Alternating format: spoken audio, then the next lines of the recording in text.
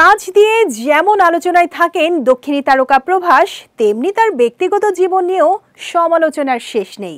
বিশেষ করে অভিনেতার বিয়ের প্রসঙ্গে নেটিজেনদের চর্চা বরাবরই তুঙ্গে। তার সময়ের অনেকেই বিয়ে করে সংসারী হলেও তিনি এখনো সিঙ্গেলে রয়ে গেছেন।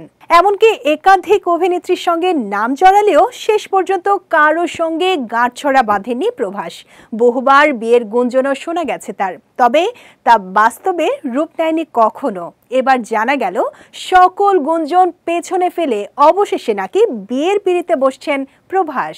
এর আগে আনুশকা শেঠির সঙ্গে নাম জড়িয়েছে প্রভাসের। গুঞ্জন উঠেছিল অভিনেত্রীকেই নাকি বিয়ে করবেন তিনি, কিন্তু এবার শোনা যাচ্ছে অন্য এক পাত্রীর কথা। এক সাক্ষাৎকারে অভিনেতা রামচরণের মন্তব্যে নতুন এই জল্পনার সূত্রপাত। অভিনেতা জানান, খুব শিগগিরই নাকি বিয়ে করতে চলেছেন প্রভাস।